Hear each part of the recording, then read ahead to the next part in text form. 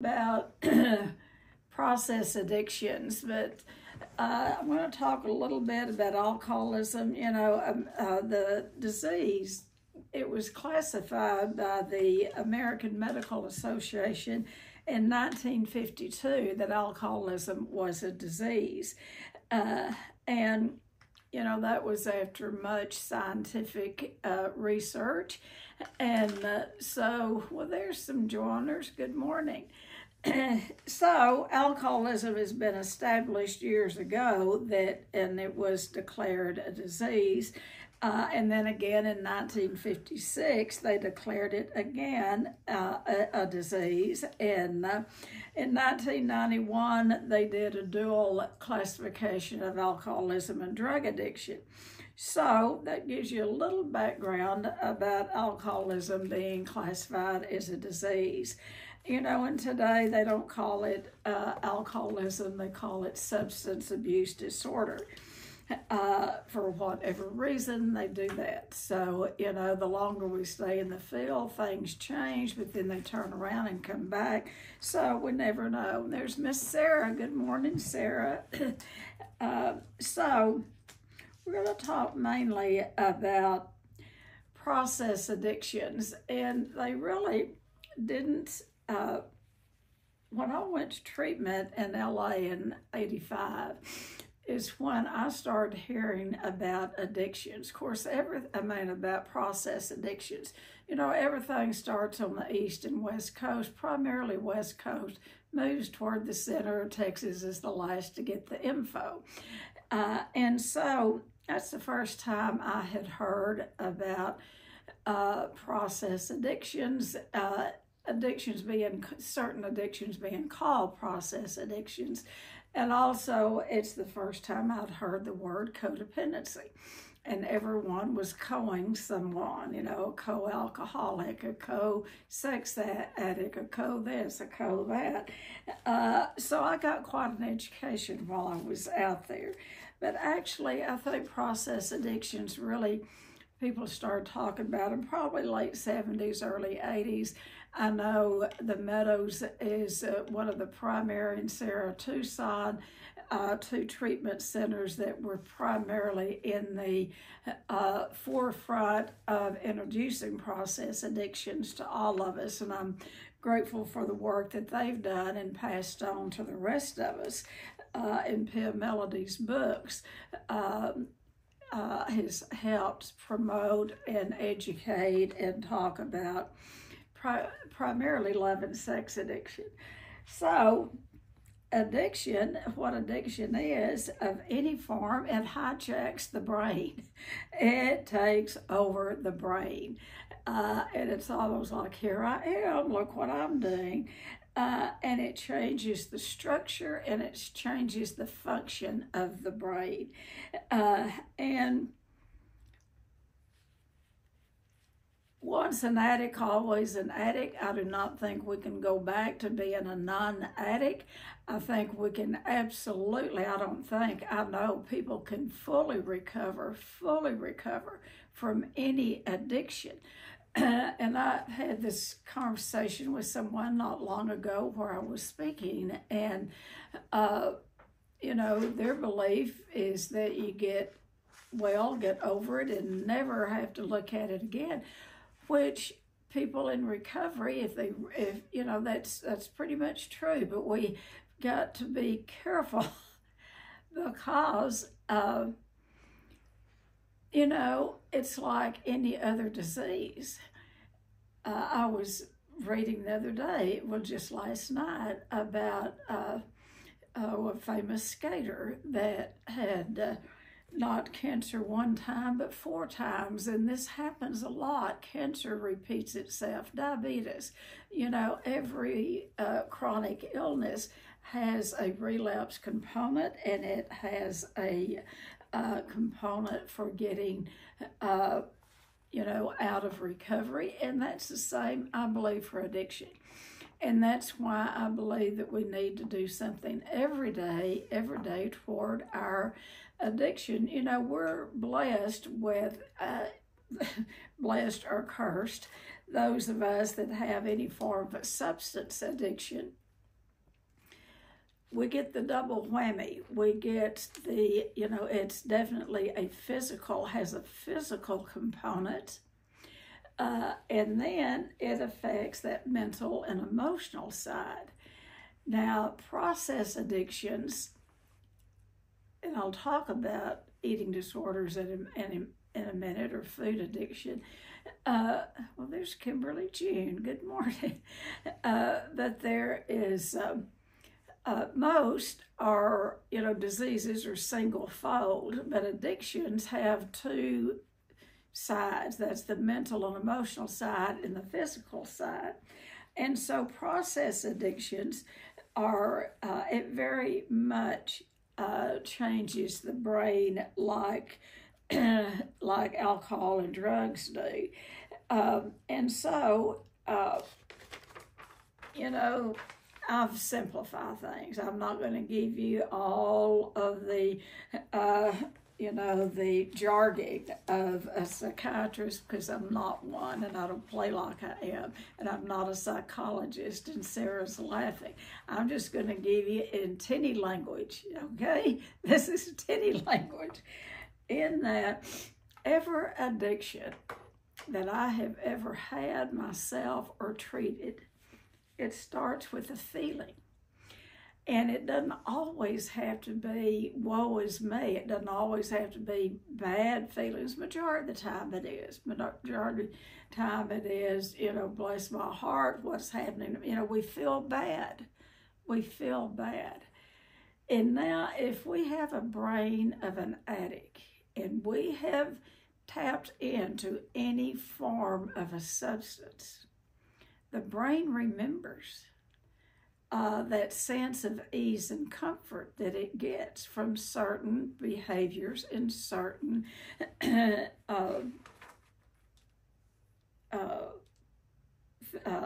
substances. The brain remembers. So we start with a feeling. And usually it's, can be, you can be down, you can be worried, you can be concerned about something, you can be angry about something, or you can be off the charts joyful. It's just feelings that most addicts don't know what to do with. So let's say you've got a bad feeling, somebody hurt your feelings or something happened, and you're out of sorts. A normie never thinks of this. They do. A person that doesn't have an addiction, they never think about this. But those of us that are addicts, the first thing we think about, depending on your addiction, is the brain remembers the sense of ease and comfort that it gets from using the body using a substance. So you have a feeling. And then you have a thought, I know what I can do to feel better. And then, we take that thought from a thought to the action. We actually use something, either a process addiction or a substance addiction. We use something. And then we feel better. We're not a bunch of idiots. If we didn't get something out of using a substance, we'd do it a couple of times and think, oh, well, I don't want to do that anymore. We're busy people, so we're not going to waste our time doing that. But addicts, it changes the way we feel. And it makes us feel better or not feel at all. It either numbs us out or jacks us up, to make us feel better, or puts us down where we're almost asleep and we're not, feeling the feeling. So starts with a feeling, a thought, and then the action, the behavior. And then we go through what my friend Joe McQueenie called that well-known spree of addiction. You go through that phase of using, and sometimes that phase will last a day, it may last a week, it may last 2 weeks, 3 or 4 days, but after a while, we stop using long enough to catch our breath, and we come out on the other side. we're worn out, we're give out, we feel guilty, and we say, I'll never do that again. I'm done. I'm never going to do that again. I'm never going to get drunk again. I'm not going to use drugs again. I'm not going to, have sex when I don't want to again. I'm not going to overeat again or we are sure of it. We are positive. We have had enough through that last spree, and the pain, always follows a spree, a cycle. And we come out of it saying, I'm never going to do that again. And we mean it with every being of our body and our mind. But guess what? We have a forgetter. And our brain forgets, but it remembers the sense of ease and comfort that it gets from using. Now, I will tell you, if the disease didn't turn on us, and the pain of using didn't get greater than the pain of not using, we'd still be using. If it was still working for addicts, if we didn't have the shambles in our lives, children that were affected, spouses, businesses, ourselves physically, if we didn't have any if we didn't have any, what am I looking for? Anyway, I'll find the word in a minute. We'd keep doing it. We'd go back to it because it changes the way an addict feels, and it makes us feel better. Oh, consequences, that's the word.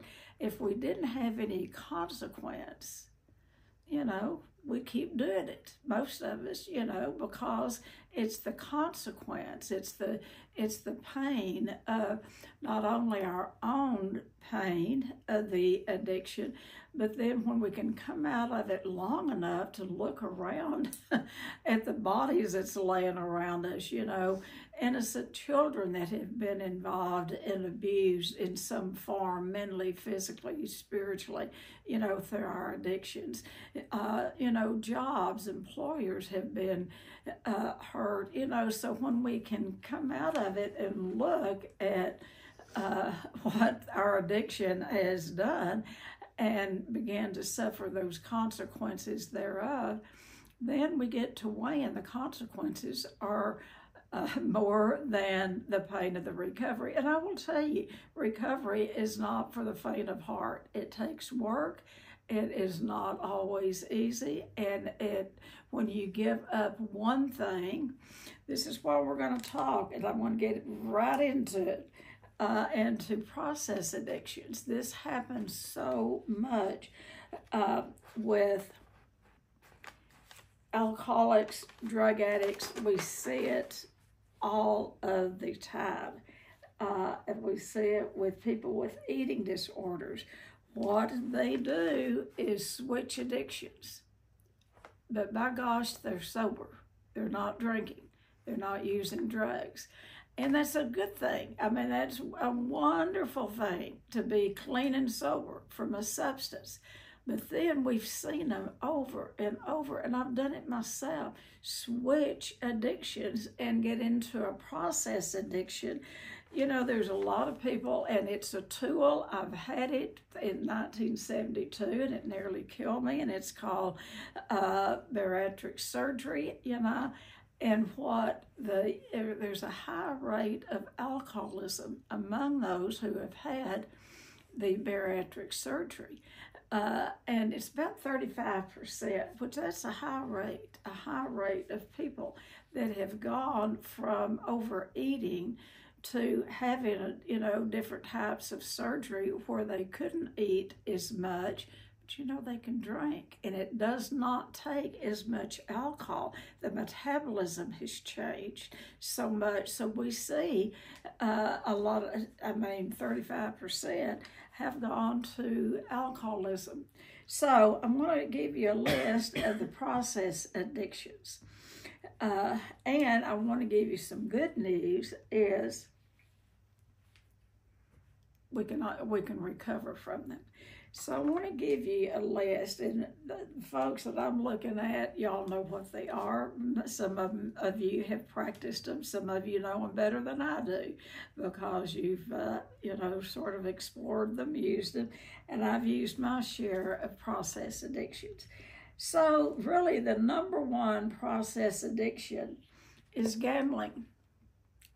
Now, we can say anytime we use any addiction, we're gambling for our lives, but actually gambling is, and we see this, there is, I think the percentage is 65% of all gamblers are also alcoholics. And a lot of times they don't start out as alcoholics, but they might drink. You go to those casinos and that's how they draw you in. They just keep bringing drinks by and the food is plentiful. But gambling and alcoholism can go together. I'm not saying every gambler is an alcoholic. Don't hear me say that. I want to tell you about gambling.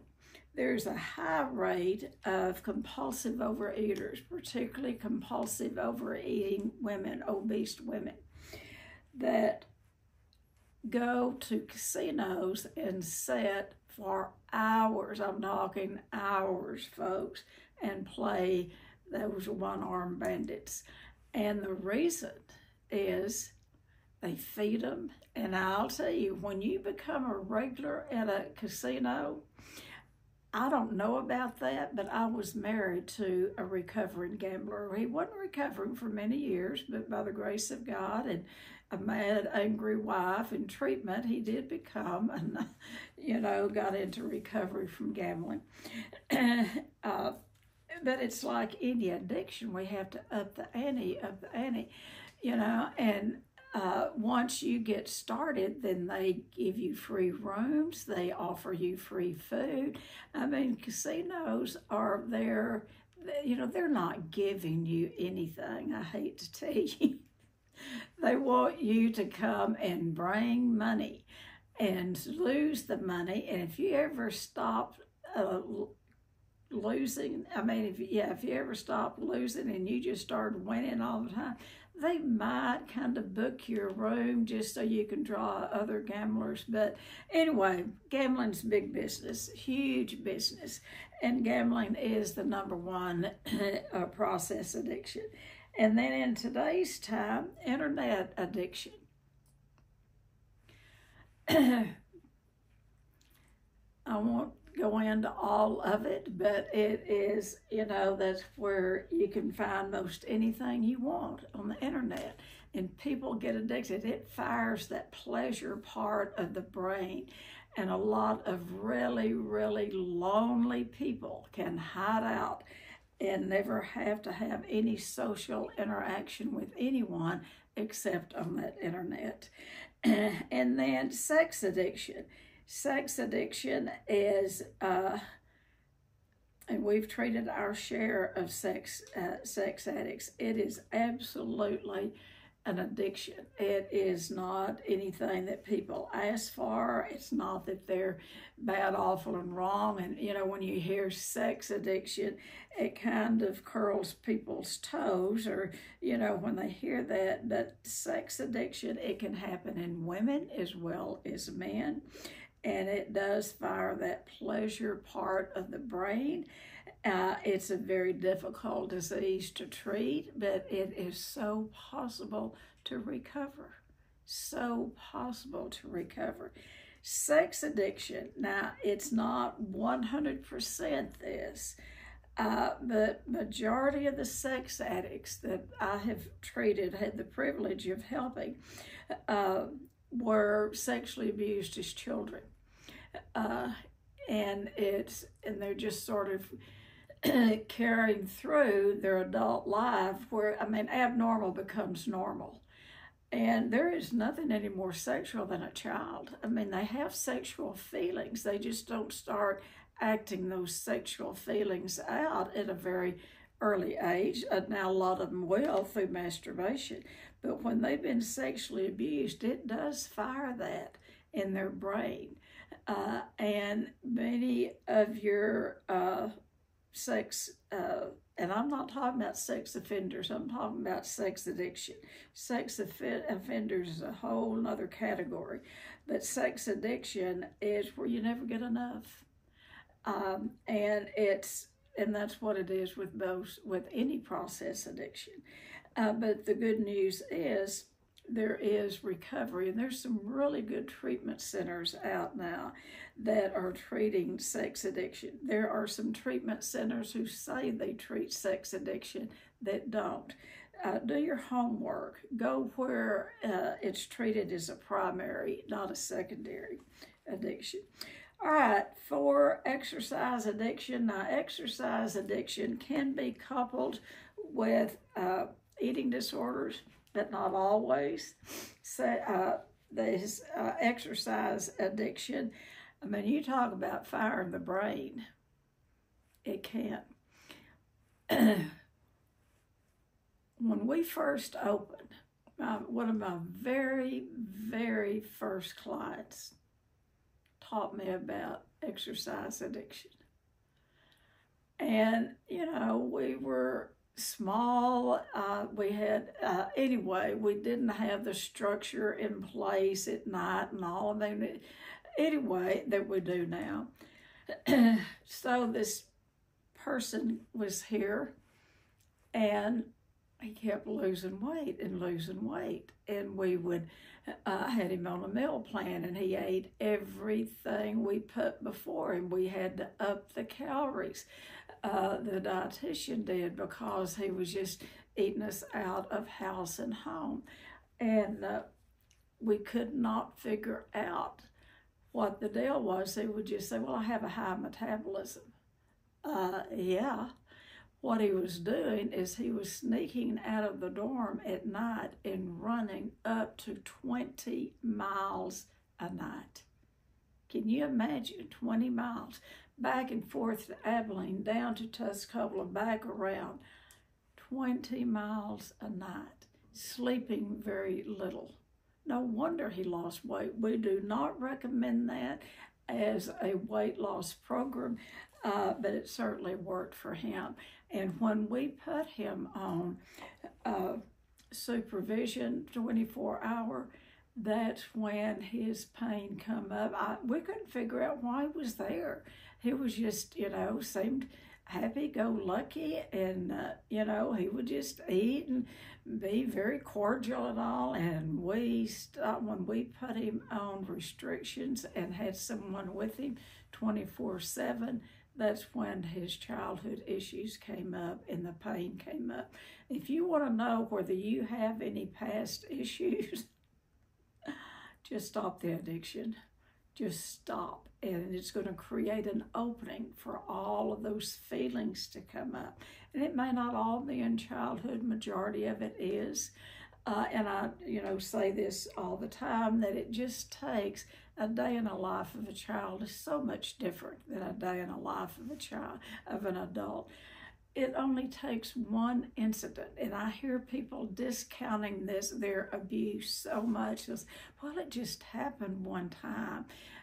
Just one time.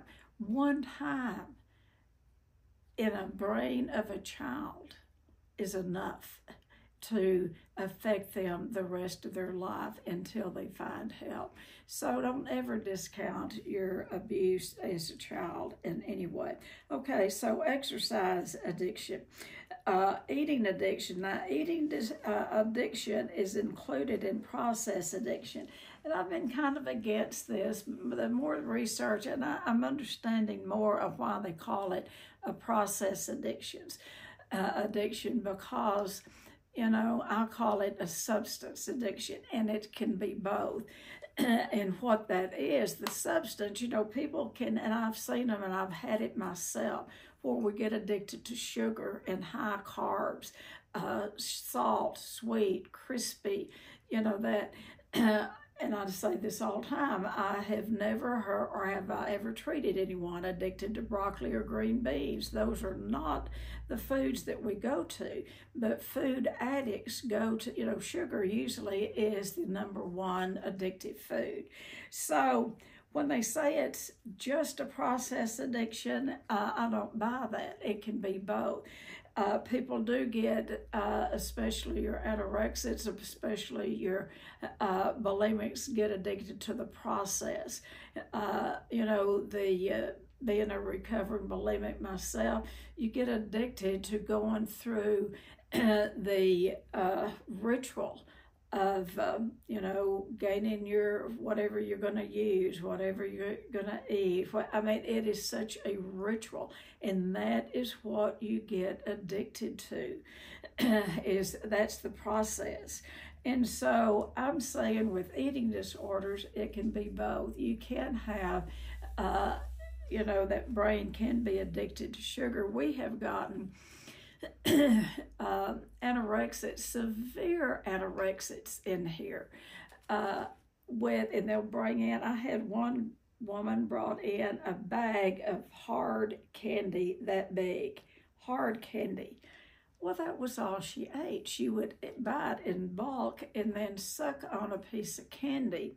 Didn't eat anything, and she would have it counted out, how many calories, but, she would suck on that in hopes of it giving her a little energy. I hope I'm not giving anybody any ideas or anything, but anyway, sugar can be addictive to some people. It is to me. Now today, the guideline for any addiction is if you can take it or leave it. If you can take it, if you can go to a wedding and eat one of those little old pieces of cake and then walk away and not have to go to the bakery and buy a whole one and go home and eat it in private, you probably don't have a problem with sugar. Because sugar addicts will go to the wedding. They may not even eat any of the cake, but they'll go by the grocery store and buy their favorite substance and go home and eat it.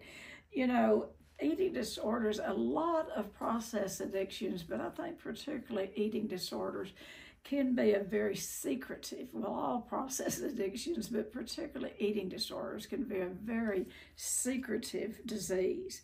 So eating addiction can be a process addiction. And then work addiction. I don't think we talk enough about work addiction. The work addiction that I experienced came as close to killing me as my eating disorder ever thought about doing. I worked, and it wasn't just at Shades of Hope. It was at the center where I worked in town. And it was when I worked at home, in my home, I always had a project.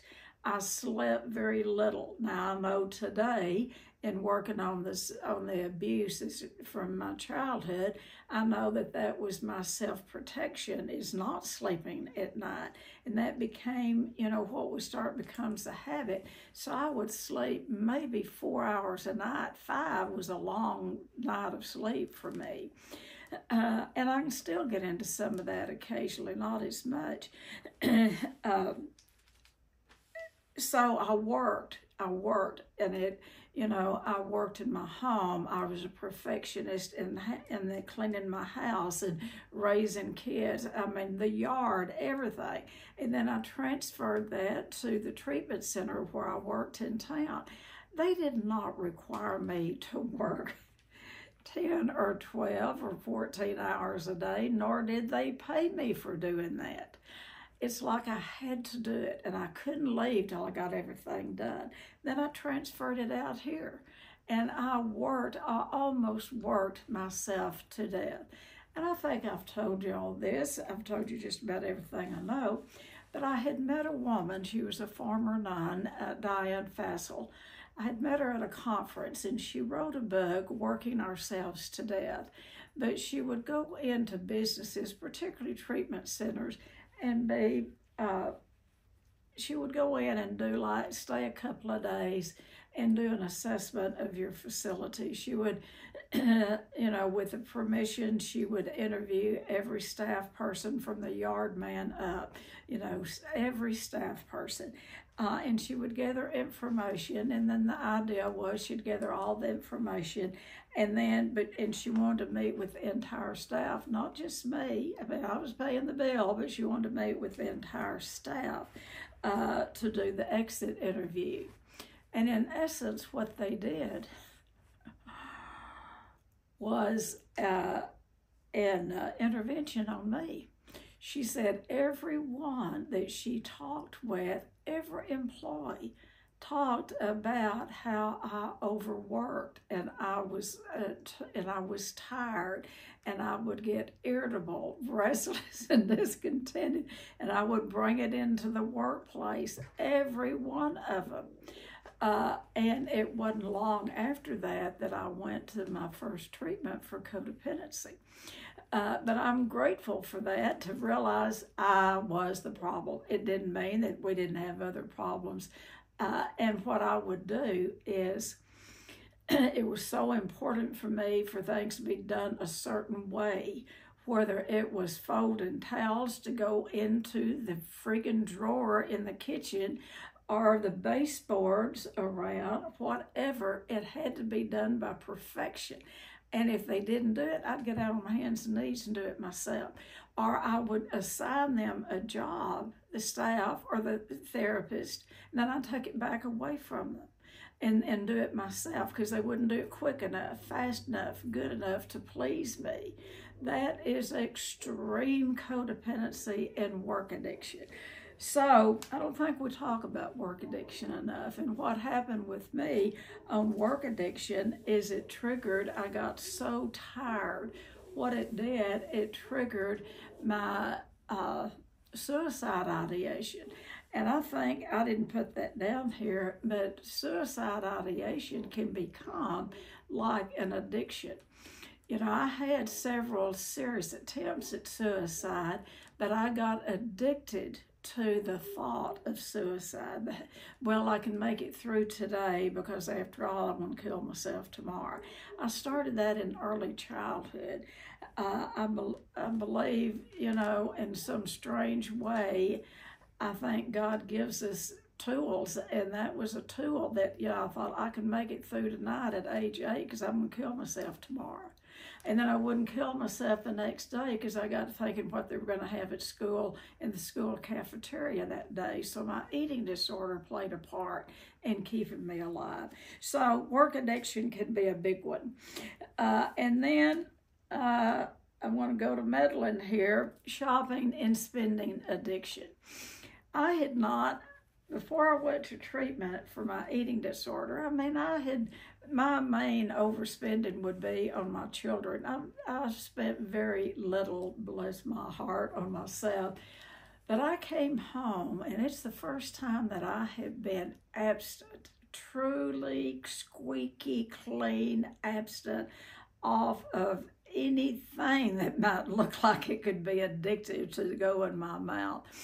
And it created such a hole in my soul that I remember hitting, as soon as I got to where I could drive, I was devastated when I got first few days when I got home from treatment. And I hear people wanting to plan vacations and do this and that after they get out of treatment. I don't know how they have the energy to do that. But nevertheless, when I got on my feet good enough, I went to the mall. And I started at one end, and I started charging through the mall. I started shopping, and it would fill that place, that hole in my soul for a while. And then you have to up the ante, and you have to do more, and you have to do more, and have to do more. And so shopping and spending addiction and credit card abuse is a process addiction. My youngest daughter, Christy, and I started at spending a Debtors Anonymous here over at a piece of our property years ago, and it lasted 1 year. That first meeting on Sunday afternoon, we had over 50 people in that little room. Dating Anonymous is a very hard program to go through, and there was about 4 of us left at the end of that year that really went through the process. And I would drive and went with a friend to Debtors Anonymous meetings in Dallas. And anyway, so debtors, shopping, spending, dating, that's a process. Credit card abuse, that's a process addiction. And then self-harm and mutilation.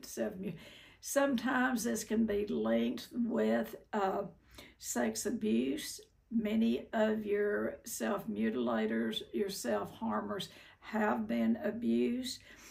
Sometimes that can be your first indicator, and a lot of times your clients that have self-harm, you can watch. They're very careful about where they cut. And if you've got somebody, wearing long sleeves all the time and long pants and, something up to here, I'm not saying everyone that covers their body up has done some form of self-abuse, but it happens, and it really has a high rate among eating disorder people. So self-harm. And then religious abuse. So how can religion be a process addiction? And it is where, and I'm not saying spirituality, I'm saying the dogma of religion, where people get so strict and rigid, and they get strict and rigid with their children, and it's this way or no way. And I've seen it happen where they will, go do things at the church and leave their little kids. And so it's, religious addiction can be a process addiction. And then number 10, the biggie, is codependency, where we get literally addicted to another person. That is a process addiction. And most codependents don't limit it to one person. I always say my territory was about 100 miles area. I tried to help everybody that I came in contact with. And, most codependents, we don't do things for free and for fun. We look so good doing it. Bless our hearts. We're just so long-suffering. The majority of codependents do things for other people so they can hopefully get something back. They will love me back. They will do this for me. There's always a string attached to codependency. Okay, so finally, the American Association of Psychiatry, anyway, they finally have stated that research has shown that there is an addiction process, or a process addiction that goes through the same addiction process. So there is a way out. I want to give you, I got fascinated with this. Okay, so how do we treat process addictions? I want to tell you how to treat drugs and alcohol first, but I'm not going to. This is about process addictions. How do you treat it? Well, the first thing you have to do, like any addiction, you have to admit you have the problem. If it doesn't become a problem, and that problem can, those problems show up like legal problems. Maybe you've written hot checks, you're a compulsive spender or a debtor. It can be through legal, it can be through family, it can be through your children. You have to look at the harm that your process addiction has done. And if you have even one of those things that it has affected in your life, your health, finances, family, legal, if you have a problem in any of those areas, and you continue to act out in a process addiction, you too may be a process addict. Now, another thing is we can switch from one process addiction to another, to another, to another, to another. Well, I'm not overeating. I'm in Overeaters Anonymous, and, but you're over here shopping. Or what we see is people who get, lose massive amounts of weight in a program, or they have bypass surgery and then they get cute, precious, and darling and frisky. I see it a lot where they get into infidelity. They will even leave that marriage and go get into another one or more than one. So you've got to look at the behavior. You've got to be willing to get past the denial, I do have a problem here. Denialists don't even know I'm I'm lying. That's what denial is. So get honest with yourself and the someone and the impact the addiction that has had on your life and the life of others. Two is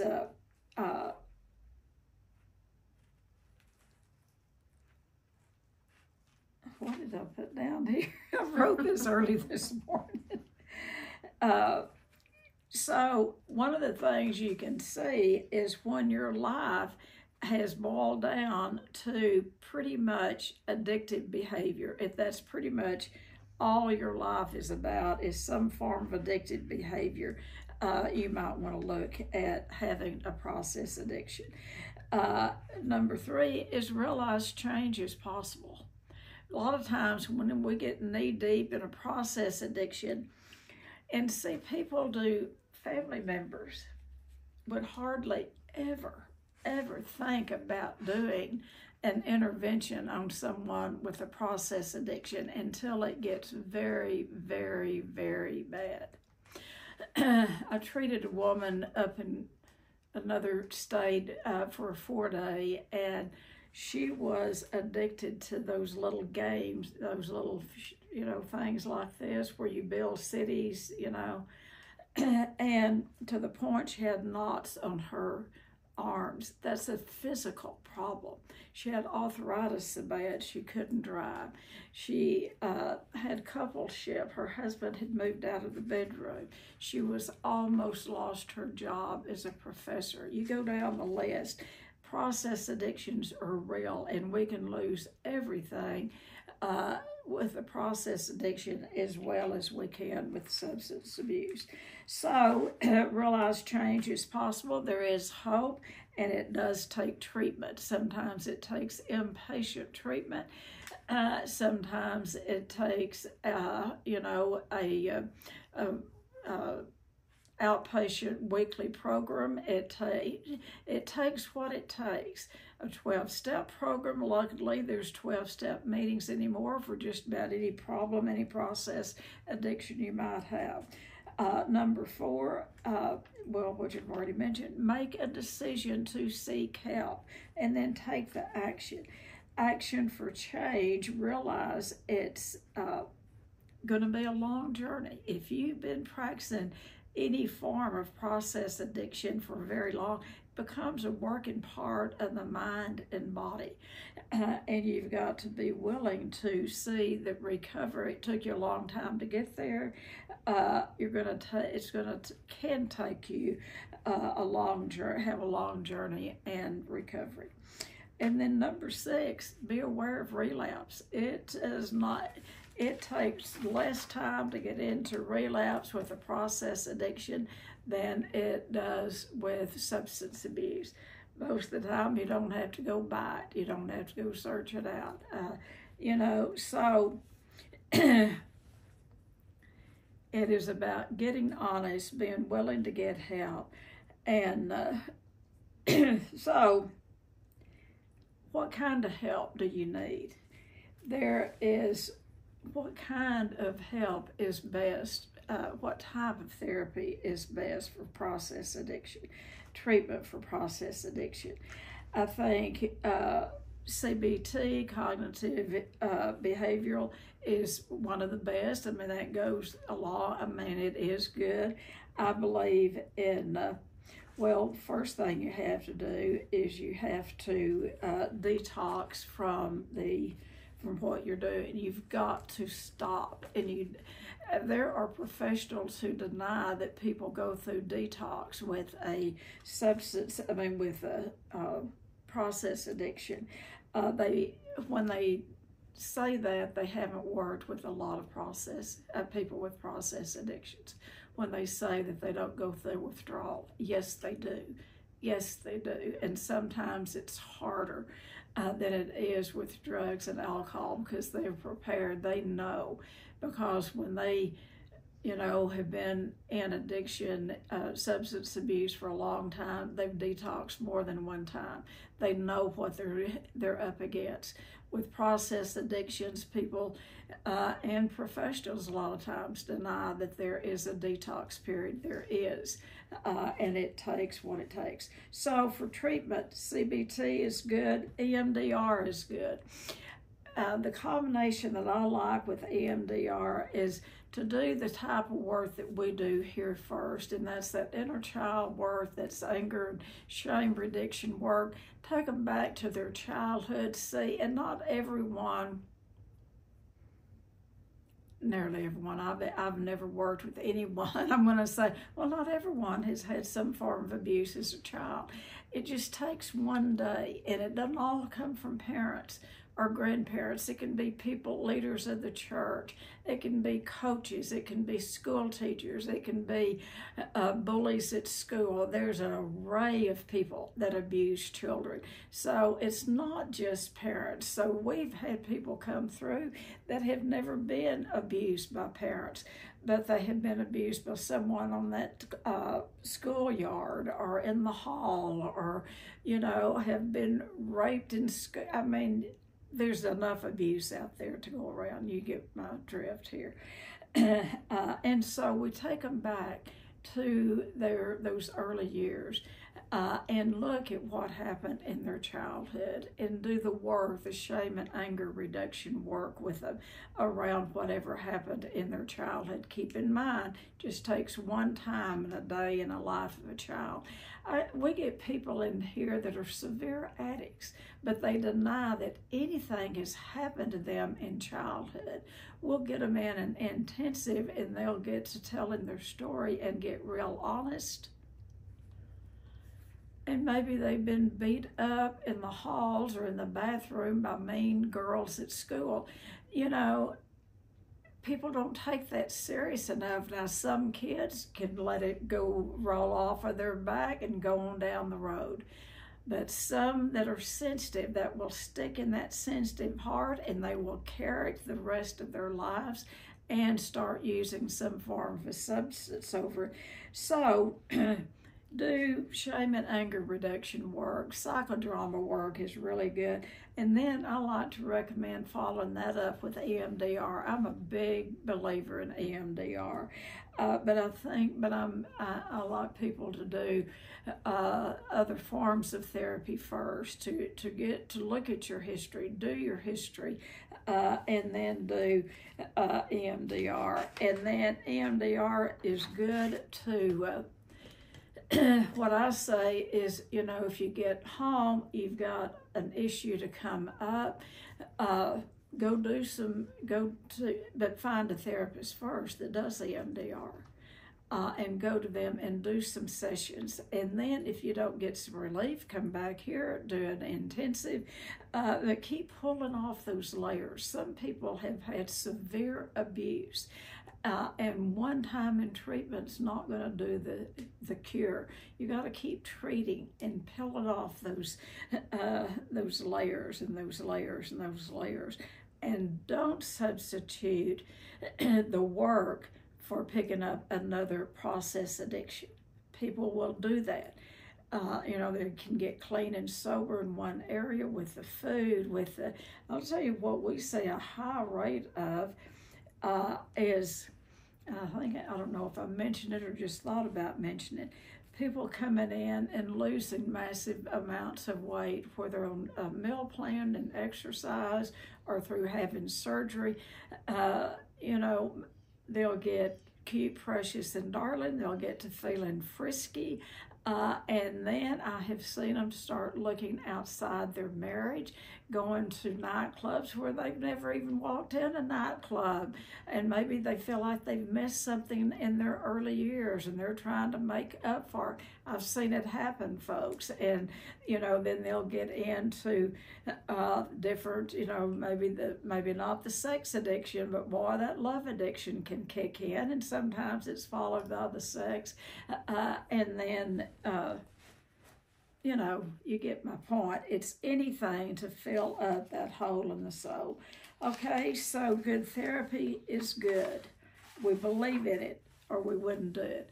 But by and large, the solution to any addiction, I don't care what it is, I believe addiction is a spiritual problem.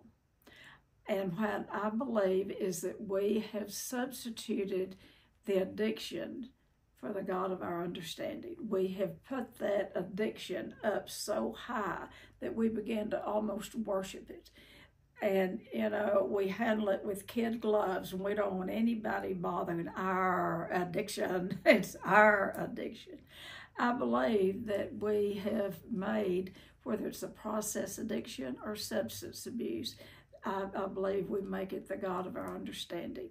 And my belief, in order to recover, we must be clean in all addictions.